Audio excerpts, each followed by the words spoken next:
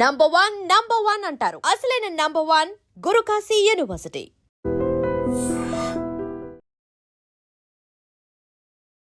ఈరోజు మనం తిరుపతి జిల్లాలో ఈ సౌండ్ పొల్యూషన్ సంబంధించి గత కొంతకాలంగా స్పెషల్ డ్రైవ్ టేకప్ చేయడం జరిగింది.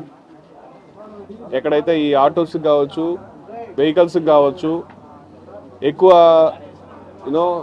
సౌండ్ వచ్చే విధంగా హార్న్స్, బాగా నాయిస్ క్రియేట్ చేసే విధంగా సైలెన్సర్స్ పెట్టుకున్న వెహికల్స్ అన్నింటినీ కూడా మనము సీజ్ చేసి వాటికి సంబంధించినటువంటి ఈ హార్న్స్, ఈ సైరన్స్ అన్నీ కూడా తీయించడం జరిగింది. కొంతకాలం వాళ్ళకి అవగాహన కలిగించేదానికి ప్రయత్నం చేశాము. తీయించడం తర్వాత మళ్ళీ కొన్ని రోజులు మీరు మళ్ళీ చేయకండి అని చెప్పి వాళ్ళకి అందజేయడం జరిగింది.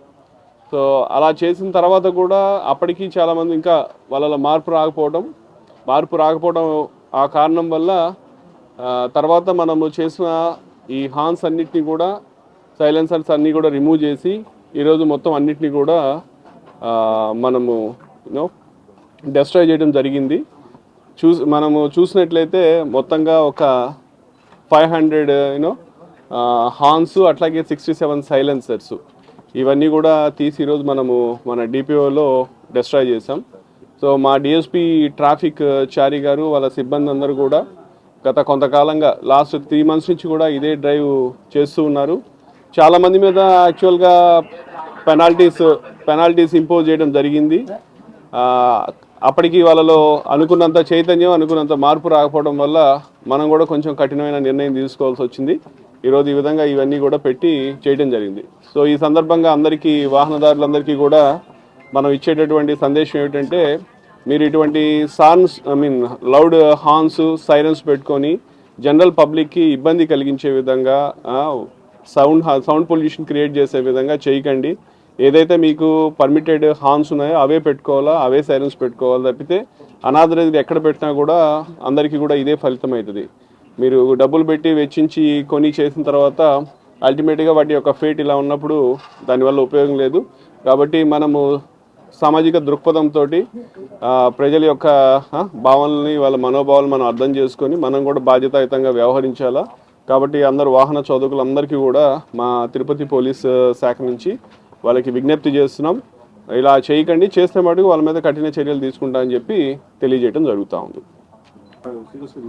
కరెక్ట్, వాళ్ళని కూడా అమర్చి ఎక్కడెక్కడైతే ఇవి అమ్ముతారో వాళ్ళని కూడా పిలిపించి వాళ్ళకి కూడా కౌన్సిల్ చేస్తాం, వాళ్ళ మీద కూడా బైండ్ ఓవర్ చేస్తాం, వాళ్ళకు కూడా చెప్పి ఇవి అమ్మకుండా ఉండే విధంగా కూడా చర్యలు తీసుకుంటాం.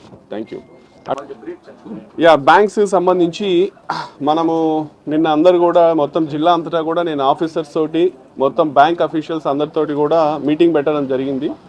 దీనికి కారణం ఏంటంటే మనందరికీ తెలిసిన విషయమే, 2 రోజుల క్రితము మనకు హిందూపూర్లో ఒక మేజర్ బ్యాంక్ రాబరీ అయింది. దాంట్లో దాదాపు 11 kgs గోల్డ్ పోవడం జరిగింది. సో దాంతో మనం కూడా అప్రమత్తం అయ్యి మన జిల్లాలో ఉన్నటువంటి బ్యాంక్స్లో కూడా సెక్యూరిటీ ప్రోటోకాల్స్ ఎలా ఉన్నాయి, వాళ్ళ అలార్మ్ సిస్టమ్స్ ఎలా ఉన్నాయి, యాంటీ బర్గ్లరీ సిస్టమ్స్ ఎలా ఉన్నాయి, కెమెరాస్ ఎలా ఉన్నాయి, గార్డ్స్ ఉన్నారా లేదా, లేకపోతే హాట్ లైన్ ఫంక్షన్ చేస్తుందా లేదా, ఈ అటువంటి ఒక దరిదాపు 10 అంశాల మీద వాళ్ళందరితోటి చెప్పడం జరిగింది. అందరూ బ్యాంకు సంబంధించిన వాళ్ళందరూ కూడా చాలా సానుకూలంగా స్పందించారు. వాళ్ళందరికీ మనం చెప్పిన ఒకే విషయం, ఎందుకంటే ప్రజలు ఎంతో నమ్మకంతో బ్యాంకుల మీద వాళ్ళు చాలా కష్టపడి సంపాదించుకున్న ధనాన్ని అంతా కూడా డబ్బుని బ్యాంకులో పెట్టుకుంటారు.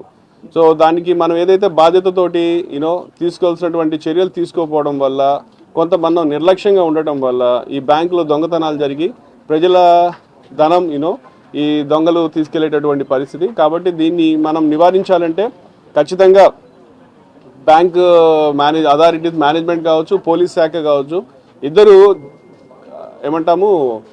కంబైన్డ్గా కలిపి చేస్తేనే మనం దీన్ని నివారించడానికి వీలవుతుందని. జాయింట్ సెక్యూరిటీ ఆడిట్ అంటే అది జరుగుతూనే ఉంది. యాక్చువల్గా గత 3 రోజుల నుంచి మా పోలీసు ఆఫీసర్స్ అందరూ కూడా బ్యాంక్స్కి వెళ్తున్నారు, విజిట్ చేస్తున్నారు, అక్కడ ఉన్న ఈ అలార్మ్ సిస్టమ్స్ ఫంక్షన్ చేస్తున్నాయా లేదా అని చూస్తున్నారు, కెమెరాస్ వర్క్ చేస్తున్నాయా లేదా చూస్తున్నారు, అన్నీ కూడా చేయడం జరుగుతూ ఉంది. చేసిన తర్వాత మనం ఐడెంటిఫై చేసినటువంటి షార్ట్ ఫాల్స్, ల్యాప్సెస్ అన్నీ కూడా ఆ కన్సర్న్ బ్యాంక్ అథారిటీస్ చెప్తాం, వాళ్ళు కూడా వాళ్ళ హెడ్ ఆఫీసెస్కి చేసి అవన్నీ కూడా రెక్టిఫై చేసుకొని మనకు ఫుల్ ప్రూఫ్ సిస్టమ్ ఉండేటట్టు ఫర్దర్గా బ్యాంక్స్లో ఇటువంటి ఘరానా దొంగతనాలు జరగకుండా ఉండే విధంగా నివారణ చేపట్టేటట్టు కూడా చేయటం జరిగింది.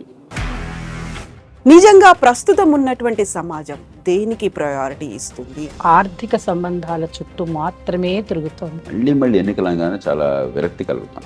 మంచి అనిపిస్తుంది కదా, లేడీస్ కూడా ఛాలెంజింగ్ జాబ్స్ చేసినప్పుడు చాలా బాగుంటది. ట్రాఫిక్ అసిస్టెంట్స్ గా నియమించిన ట్రాన్స్జెండర్స్ అందరితో సాల్యూట్ చేయించుకుంటున్నారు. ఫుడ్ డెలివరీ ఇవ్వటానికి వెళ్ళినటువంటి డెలివరీ బాయ్ అనిల్ పై కళ్ళ ముందు